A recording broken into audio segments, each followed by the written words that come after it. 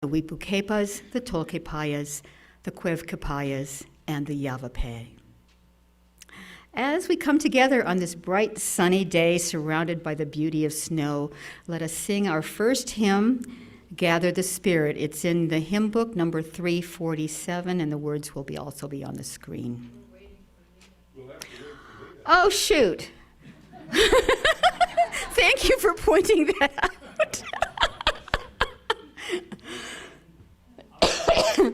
That's funny.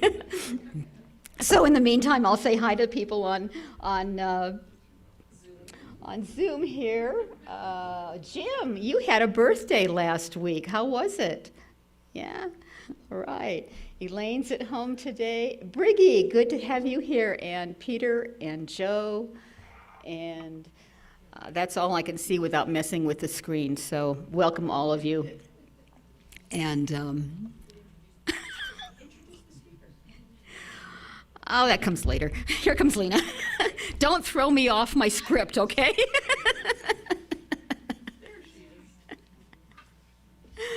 All righty. So we are ready to gather the Spirit. Up.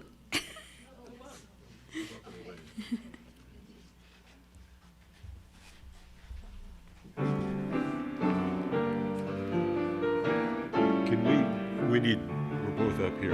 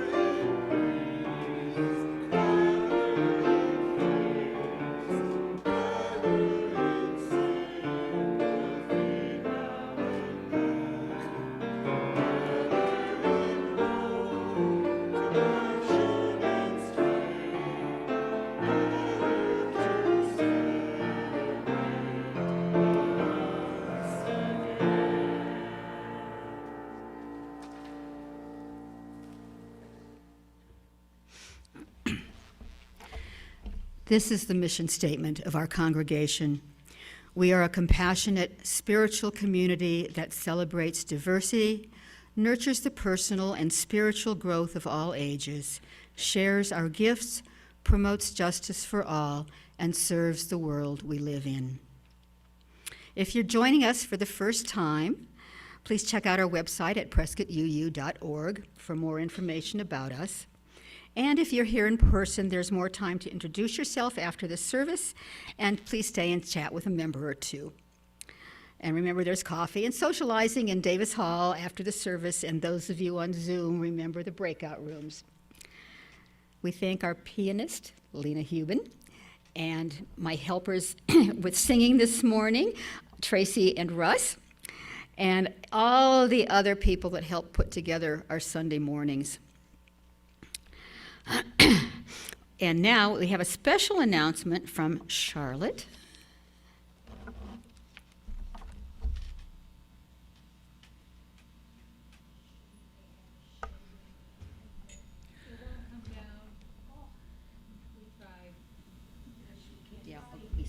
Yeah, the shade is stuck on that window. We're very sorry, but we can't get it down. I just want to tell you that Barb Nye and I have a fantastic opportunity for you. On-the-job training, folding clothes, putting stickers on glassware. We are going to fill, for those of you who have never been here, fill this room and Davis Hall. You'll be amazed, but I do need help. I need lots of help. And you can ask people like Lila and BJ and Lydia and LaDonna and people who have helped before. It's a lot of fun. We'll take you for an hour, 2 hours. We'll take you for days. The first schedule will come out this week.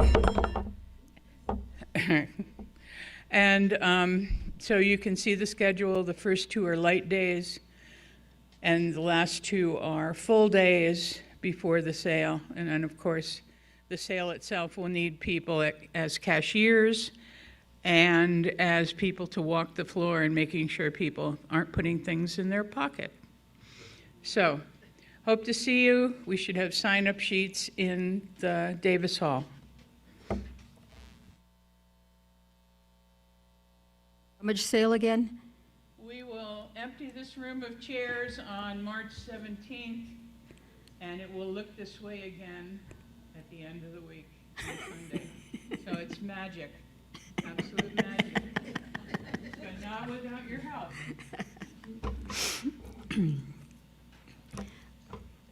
There's always a lot going on here, and you can read about it in the Weekly Peak newsletter, on our website, in Reverend Patty's videos, and we have some printed copies of the announcements out there in the foyer.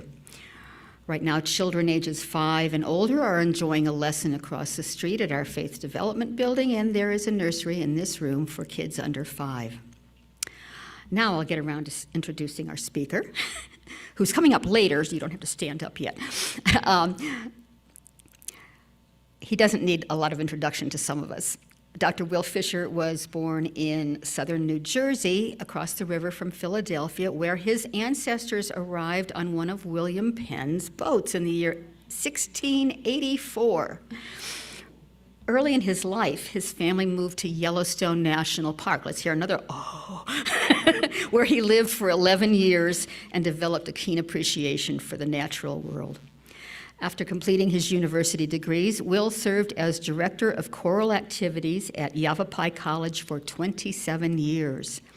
Now, during his retirement, he has enjoyed his engagement with the Prescott Caborca Sister Cities Association. I believe Prescott Peace Builders, too. Haven't you been with them a bit? Sure. And the Religious Society of Friends Worship Group, which meets across the road just before we do at 8:30 in the morning.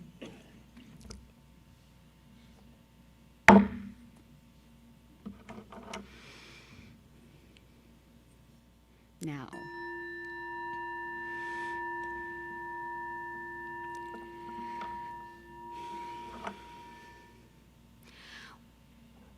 we begin our service in the Unitarian Universalist tradition of lighting the chalice. Our chalice lighter this morning is Terry Eggleston. See if I can screw this up. To face the world's shadows, a chalice of light. To face the world's coldness, a chalice of warmth. To face the world's terrors, a chalice of courage. To face the world's turmoil, a challenge of peace. May its glow fill our hearts, our spirits, and our lives. A couple of weeks ago, at our adult faith development course, one person said, "I don't understand why we use the word worship in this place. What are we worshiping? Who am I supposed to be worshiping?" So we discussed that a little bit. I mean, here I am, I'm a worship associate. What does worship mean in the UU context? So while preparing for today's service, I came across the following responsive reading titled "To Worship," which I thought might be relevant to share as we will also be learning of the Quaker worship tradition. So I'm asking you to have a responsive reading from this, and it will also be on the screen, number 441.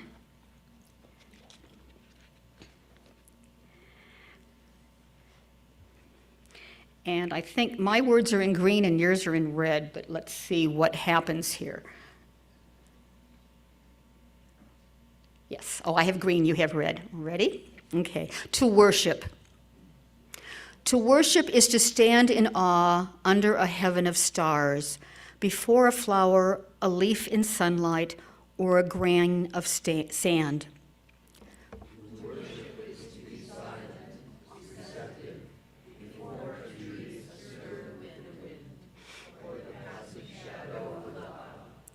To worship is to work with dedication and with skill.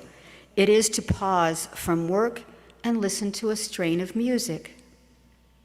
To worship is to sing with the singing beauty of the earth. It is to listen through a storm to the still voice within. Worship is a loneliness seeking communion. It is a thirsty land crying out for rain.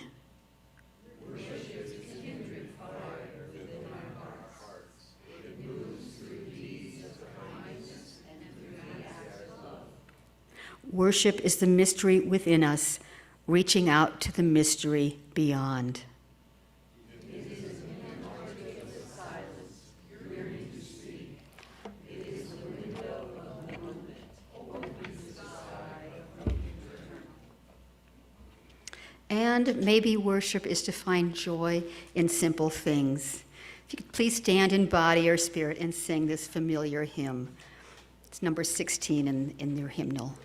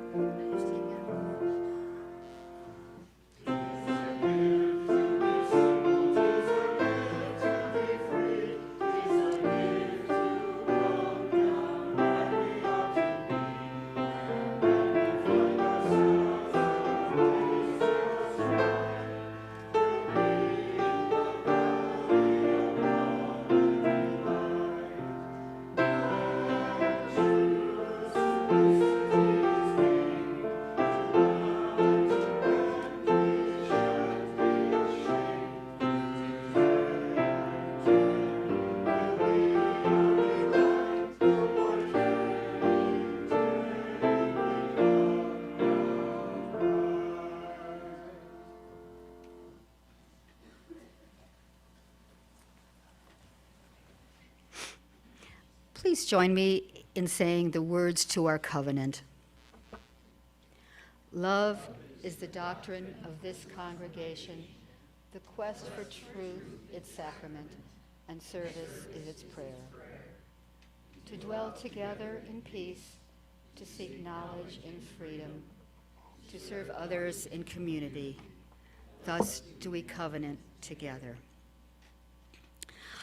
Our minister, Patty Willis, has one more week of sabbatical, and you know, when the cat's away, the mice do play, and so I have played around with our order of service. Please join me in a second responsive reading. I'm throwing this in to remind us of our principles and purposes, and because as we learn about Quaker values, we might discover that we have a lot in common. This is number 594 in the hymnal titled Principles and Purposes for All of Us. We affirm and promote the inherent worth, and dignity of every person.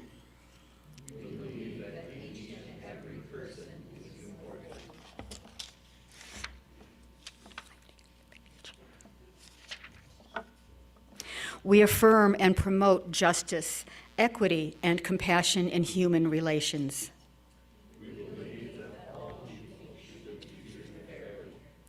We affirm and promote acceptance of one another and encouragement to spiritual growth.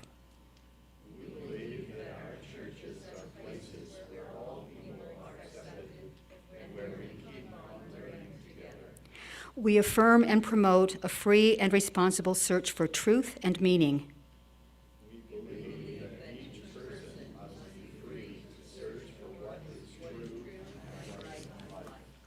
We affirm and promote the right of conscience and the use of the democratic process.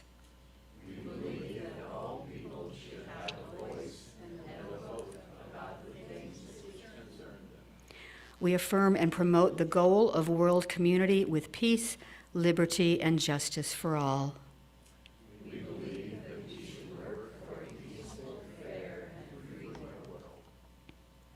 you. Our beloved community is the heart of Granite Peak Unitarian Universalist Congregation. As we experience a time of meditation and music, we will take a few moments to silently acknowledge the joys and concerns of our hearts and minds. If there is an event which moves you to joy or sorrow, hope or gratitude, I invite you to come forward silently and drop a pebble from the dishes here on either side. Drop them into our communal water as an affirmation of our connection to one another.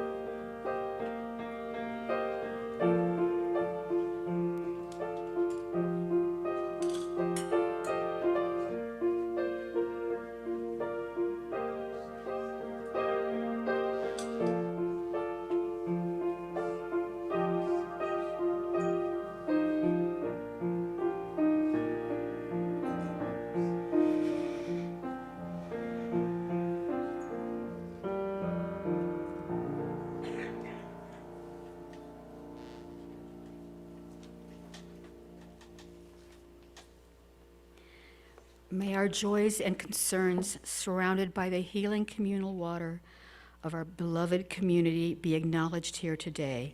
So may it be. And now please sing the words on the screen.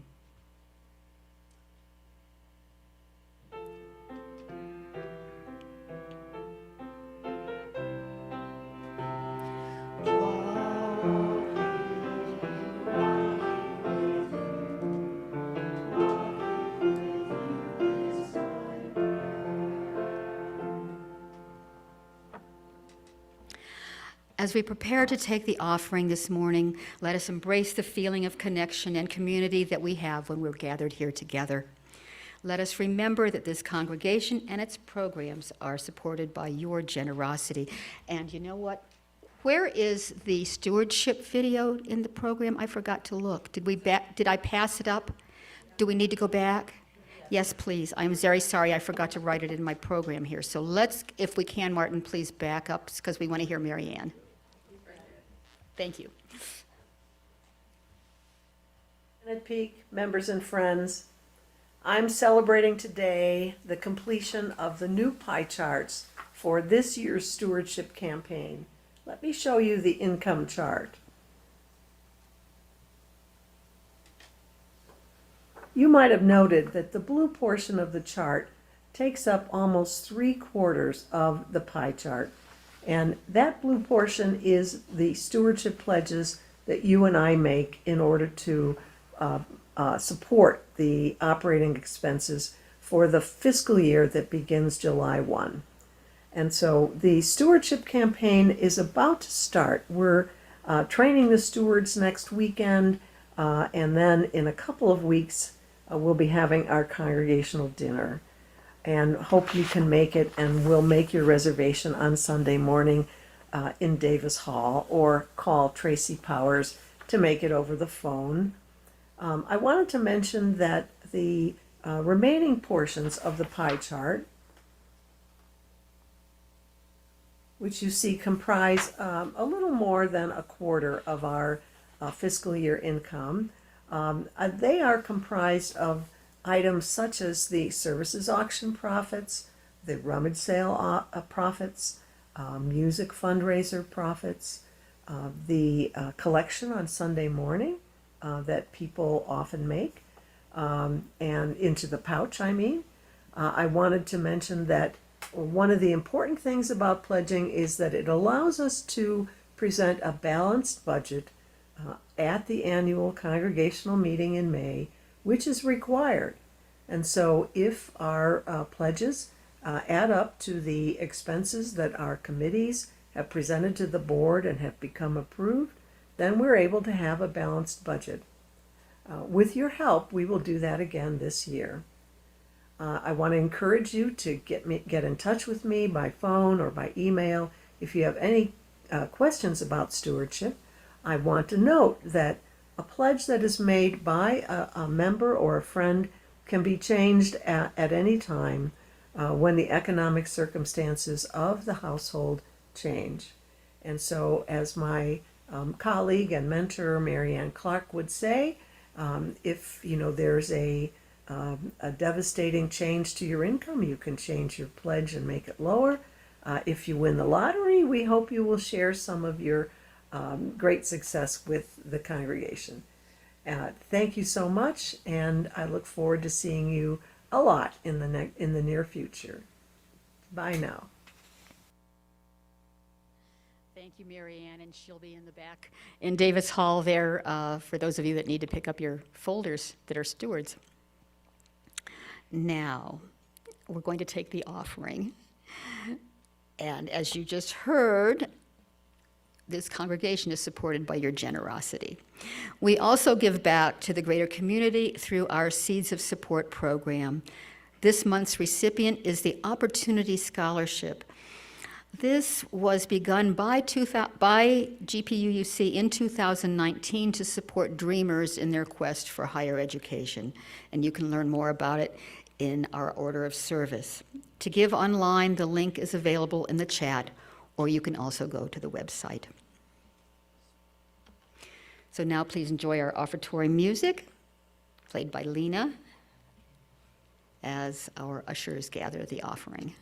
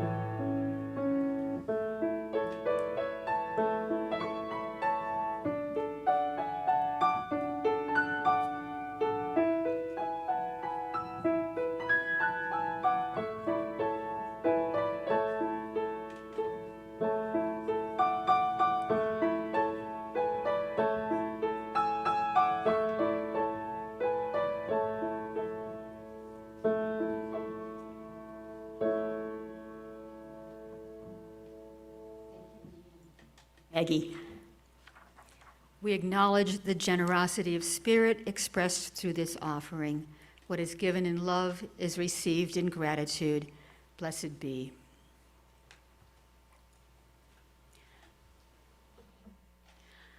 Our reading today is from the Gospel of Luke, chapter 17, verses 20 to 21. Asked by the Pharisees when the kingdom of God would come, Jesus said in reply, "The coming of the kingdom of God cannot be observed, and no one will announce, 'Look, here it is,' or 'there it is.' For behold, the kingdom of God is within you." And now we welcome Will, who I forgot to tell where he came into the program.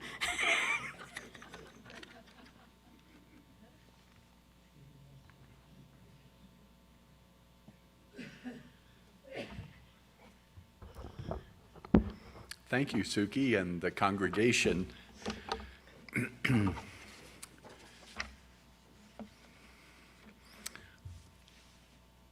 could go ahead and move to the next slide. I'm going to discuss briefly who are the Quakers and what is their process. This is the abbreviated version since I have 18 minutes.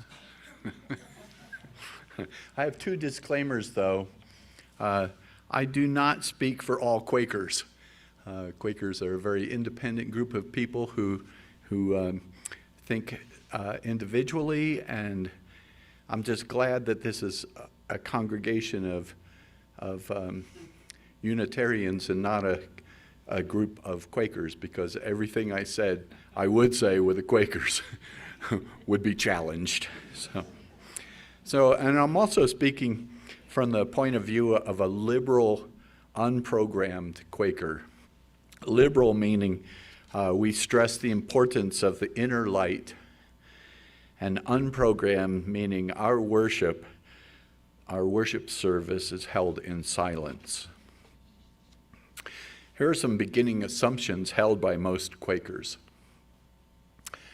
That of God in everyone. Quakers like to refer to God as the light, or the inner light, or the light within, plus a multitude of other metaphors, none of which can really describe the power of God. George Lakey, who spoke here not too long ago, maybe a couple years ago, he says, this light delights to do no evil. This light yearns to be happy, and this light wants all people to connect in deep levels. You need to know that when Quakers gather for a worship meeting like we do every Sunday at 8:30 next door, there is no clergy. We simply worship in silence, assuming that the light within will provide each individual with insight. And Quakers describe themselves as a non-creedal religious body. A brief historical snapshot.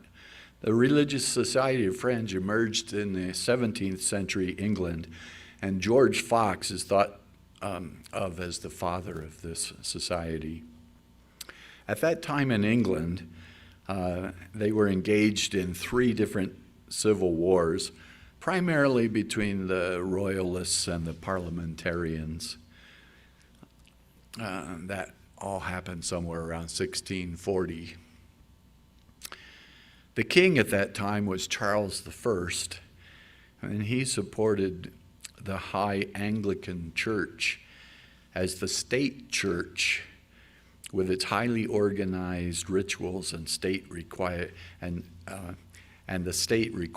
tithing. So that tithing that you would have had here would have been regulated by the King Charles and the state. Fox, however, professed that each person had direct access to God through the light, rendering formalized worship unnecessary. So that didn't go over very well with Charles I, so all of the early Quakers were put into prison often. Fox and his followers were strict adherents of Christianity. And as that, they thought, if the Bible said, "Thou shalt not kill," or "love thy enemies," that's actually what we should do, and not just kind of talk about it. One of the most prominent followers of Fox was William Penn. Penn's father had loaned Charles II money. The king couldn't pay back the loan, so he gave Penn land in the New World back in 1681. Pennsylvania, which means Penn's forest, was established with the founding of Philadelphia. And as mentioned, that's when my ancestors showed up. Going to move forward to the late 1820s. There was a major split among the Quakers, like in almost every group. One group clung to the major tenets of Christianity, such as adherence to the scriptures, the virgin birth, and original sin, while the other camp stressed the inner light, resulting in the Orthodox Quakers and the liberal branches of Quakerism. The liberals, who we are next door, we open our hearts to everyone. So there are Buddhist Quakers, and there are Catholic Quakers, and there are, whatever your belief system is okay with us. And because we believe that everyone has within them the inner light. And so we don't differentiate in that way. So let's get down to the meeting for worship that we do next door. The meeting for worship begins when everyone falls into silence. It might seem a little awkward for some people that just stop in for the first time, because we might be chatting away about little things, and then just suddenly everybody stops and we get quiet. What happens at this point often follows some sort of course in people's minds. First is that there's a person posits in their mind a concern. They think they're quietly thinking, and the concern could be as simple as, well, I was a little short with my wife this week. What shall I do to repair that? Or it might be more serious, like, what's my stand on the war in Israel and Ukraine? So it could be something simple, it could be something more complex. But whatever it is, you sort of think through what could be a concern for you. And then at that point, one's mind stops, and we sit in what we call expectant waiting.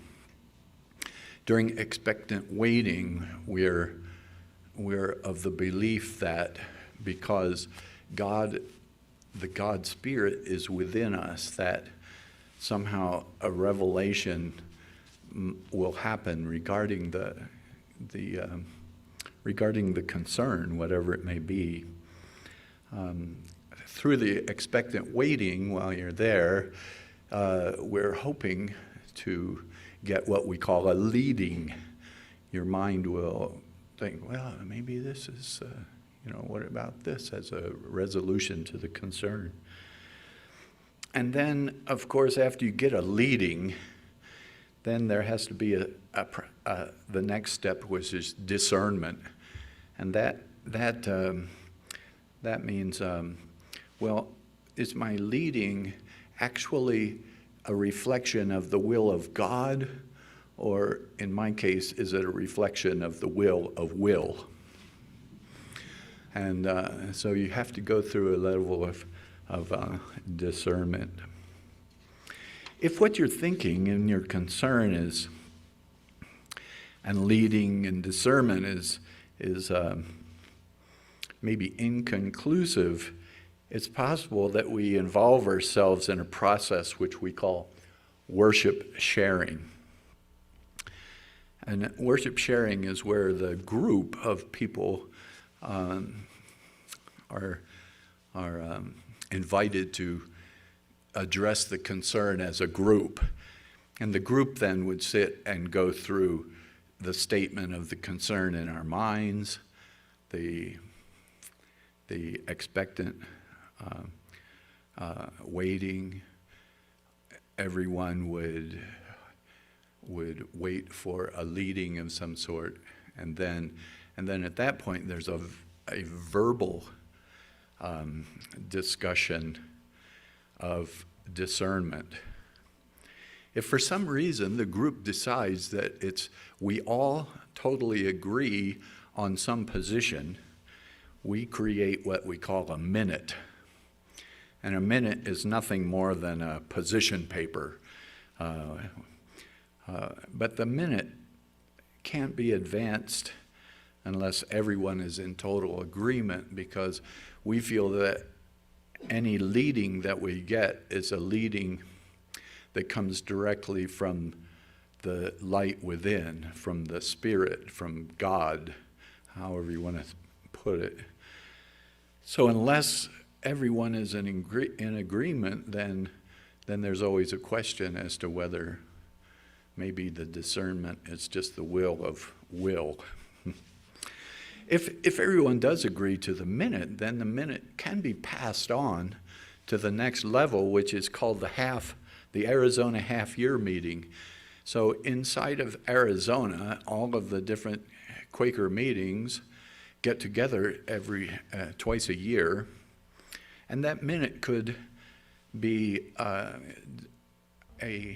something we discuss in the half-year meeting, where we get more people involved in the position paper. And after the same process of addressing the concern, the expectant waiting, listening for a leading, and then verbal discernment, if everyone is in agreement at the half-year meeting level, then we think about moving it ahead to what we call the Intermountain Yearly Meeting. So the states of Arizona, New Mexico, Utah, Colorado, Wyoming, and eastern Nevada are part of the Intermountain Yearly Meeting. So the position paper or the minute could come up at that meeting and go through the same process.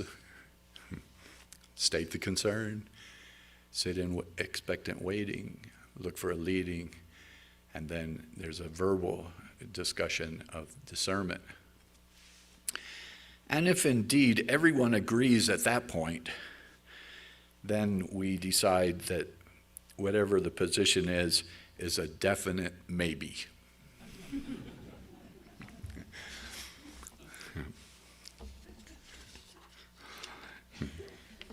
That's why it takes so long for Quakers to ever to make decisions about things, because it has to be a unanimous decision by all the Quakers. And because the Quakers are speaking on behalf of their inner light, which we feel is God. So then anyway, we do have these umbrella organizations that like, for example, the FWCC, which is the Friends World Committee for Consultation, which is headquartered in London. And it promotes visits, conferences, and study groups among friends globally. And the study group could address a minute if it's advanced. However, I have to clarify, a position paper very frequently advances very far up the chain. Because for 350 years, Quakers have been thinking of the same concerns and have already resolved their position on certain things, which are not very many, actually, because nobody really wants to advance how do I rectify my mishandling of my wife's concern. So there's another group called the FCNL, which is the Friends Committee on National Legislation, which is headquartered in Washington, D.C. It's an advocacy organization that lobbies the Congress, the administration, and the United Nations, of course, promoting peace, justice, and environmental stewardship, as well as all those things that you guys listed on your in your belief system. And then finally, at a more local level, there's the American Friends Service Committee, which most states have headquarters of one of these. Ours is in Tucson.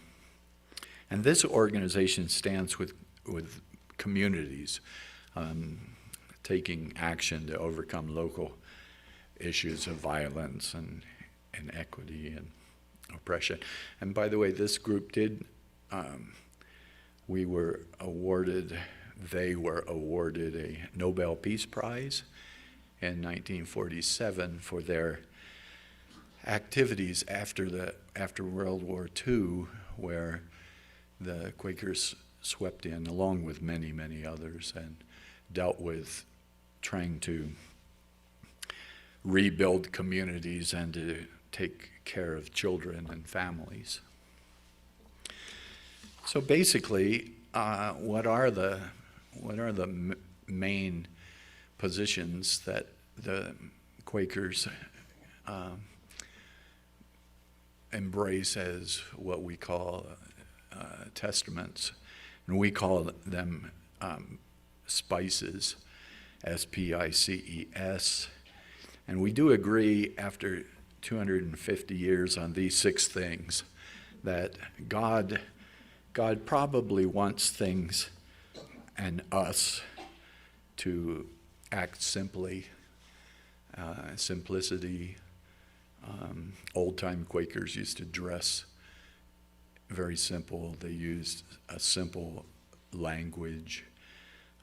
Simplicity is very important to us. The peace testimony is after going through all the steps, there hasn't been any Quaker who actually sits down and thinks in expectant waiting that God ever wanted us to kill each other. So it's been one of our testaments for almost the entire existence. Integrity, this is really a hard one, because it really means that you have to really tell the truth, and not only the truth to others, but truth to yourself. And that's not always as simple as what one might think if you really get down to it, like thou shalt not kill. Well, or love your neighbors. Sometimes it's easy to slip on that. We do believe that the community of the world people is important. We believe that everyone has a flash of the inner light in them. And that's not an easy thing to embrace either, when you think, what about evil people? And we have to overcome that idea and think that within that person is the light of God. Equality, of course, you guys all know that Quakers led the way for abolition of slavery, that we had a lot to do with women's suffrage everything that has to do that is the same things that you guys have done. And of course, service. If you really believe something, you need to step up and do it. So in conclusion, we share our concept of truth through our actions, and not necessarily just our words, which is why this whole presentation should be suspect. But what won't be suspect is just check the integrity of a Quaker and see if he tells the truth. We think that actions in upholding the truth is what's important, and that's why you don't see a lot of Quakers out proselytizing, and we aren't big on trying to talk people into things. Okay, well, thank you. Stay there. So if anybody has any questions for Will, we have microphones on both sides of the room. Just raise your hand and Fred or Peggy will bring a microphone to you. Frank has a question. Will, could you address the difference between, why the Friends are called Quakers? I mean, I know the reason, but I'm sure a lot of people here don't. Well, why are Friends called Quakers? There's actually several stories about that. Early on in the George Fox era of the mid-17th century, there was some preaching that if you were actually individually speaking directly to and with God, that you will quake in the answers that you get. So when you realize that, I'm only partly doing what God wants me to do. The other thing is that another story is that when the early Quakers of the George Fox period were arrested, the authorities would accuse the Quakers of shaking in their boots because of their commitment to things. What did you hear, Frank? That's a story that I had read in, I have a George Fox book about him, and that was a story that I read. Yeah, it's a little tough, in those early years. George Fox said, look, I'm not going to go to the Anglican Church. I don't think that I need to.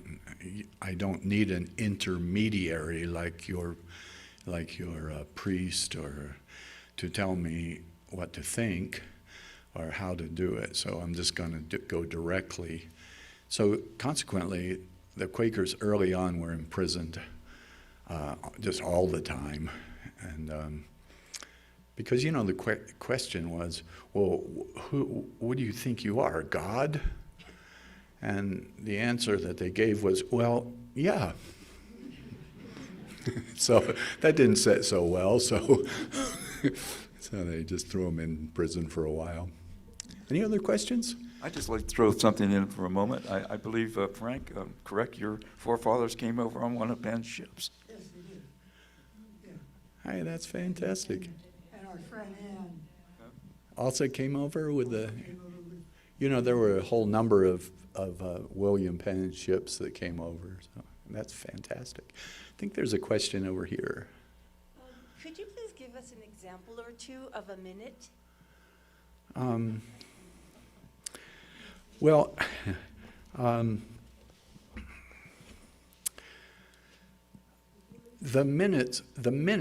the position papers ultimately ended up being agreed upon with the 6 things that have to do with spices. It would be like someone along the way said, we believe that God tells us that we should not kill each other. So if we're not killing each other, then we're going to believe in peace, which also means elimination of hatred as well. Hatred is a form is as bad as killing each other in a sense. So there are some minutes that have made it up through to the Intermountain Yearly Meeting level, and it's they're published in Faith and Practice, but which is sort of a guidebook of questions and answers. But remember, everything that we deal with as we go through step by step ends up bringing us to the definite maybe answer. This might be right, and we believe that it's right. So, but we're not so bold as to say we know exactly what God wills.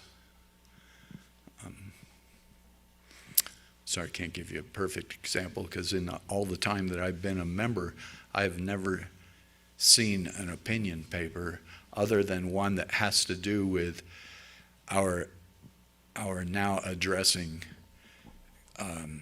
environmental issues. That environmental issues seem to be more current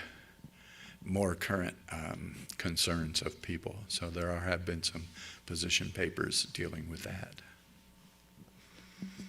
Uh-huh. I guess. Mary? Do I have the? Yeah, I guess I have the mic. I'm debating what to say. I was in a choir that he led for a long time at Yavapai College, and I remember early on having just come to Prescott, and singing in this choir was one of the first community things I did, and being just sitting there very quietly and watching one time, and I don't know what the issue was, but Dr. Fisher was going through in his mind what was the fair and right thing to do in front of the whole choir. And it wasn't a religious statement, it was an integrity question, and I just was overwhelmed that in that community college that a person could show that integrity and live that. So you've always been one of my heroes, so thank you. Thanks, Nick. And I just wondered how many Quakers there are now. Are they more or less? Worldwide, are you talking? Beg pardon? Are you talking about worldwide? However you want to frame it. I was thinking more U.S., but worldwide, whatever. Yeah, how would you answer that? There's about, well, let me explain this. There are Quakers who are actually members of Quaker meetings. And then there are a very, very large number of Quakers who are what we call attenders. They go to Quaker meetings, but they have not joined a Quaker meeting group. So the number is a little bit distorted. There are not very many of us worldwide, about 300,000, which is a very small number, but there's probably an equal number of people who are just attenders who attend but haven't signed on as actual members. It's not an easy cross to lift.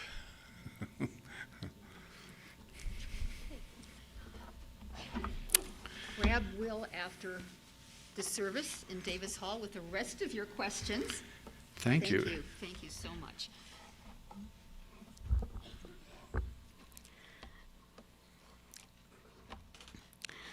So thank you again, Will, for joining us and giving us a fuller picture of our Quaker neighbors up there. Now please stand in body or spirit, and we'll sing our closing hymn, We Would Be One, sung to the tune of Finlandia, number 318.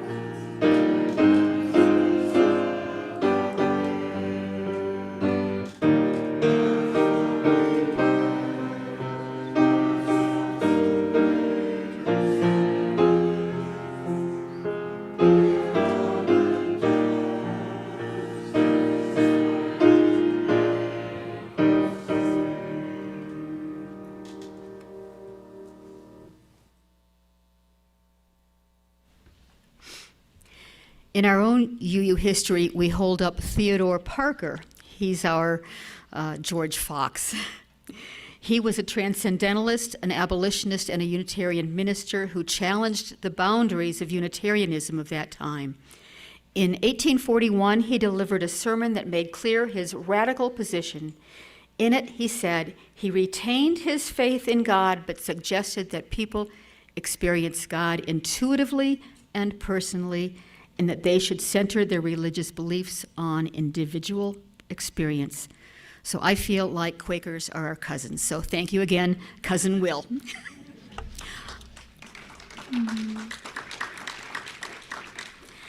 Our closing words are by Theodore Parker. Be ours a religion which, like sunshine, goes everywhere, its temple all space, its shrine the good heart, its creed all truth, its ritual works of love, its profession of faith, divine living. Now, before we end our service, I'd like you to pretend you're back at summer camp, seated around a campfire. And with the help of Tracy and maybe Russ, we're going to sing a Quaker children's song, Walk in the Light.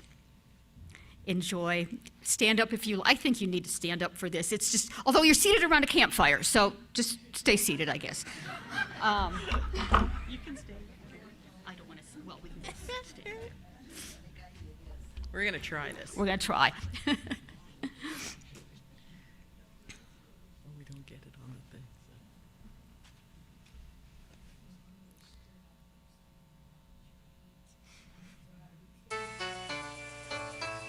When the world began and the light was shining in the heart of man, there's a light that is shining in the Turk and the Jew, and the light that is shining in the I should have gotten Will up here. He knows the words.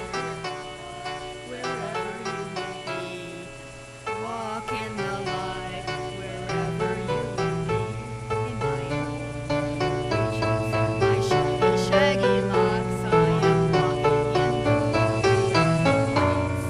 Fox, and a steeple and a bell and a key, they remind forever what they can't say. All the love in the parish and the steeple will fall, but the light will be shining on me now. Walk in the light wherever you may be. Walk in the light.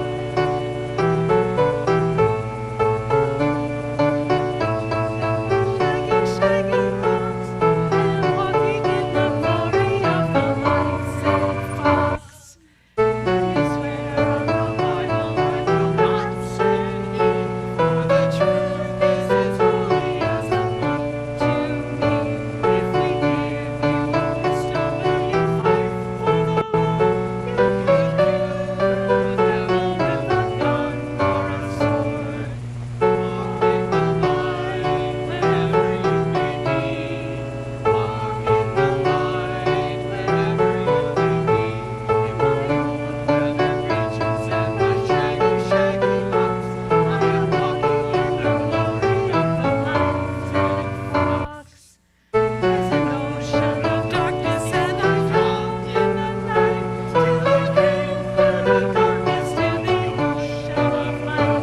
You can lock me a prisoner, but the light will be free. I will walk in the glory of the light, said he. Walk in the light wherever you may be. Walk in the light wherever you may be. My own feathered regions and my shaggy locks, I am walking in the glory of the light, said Fox.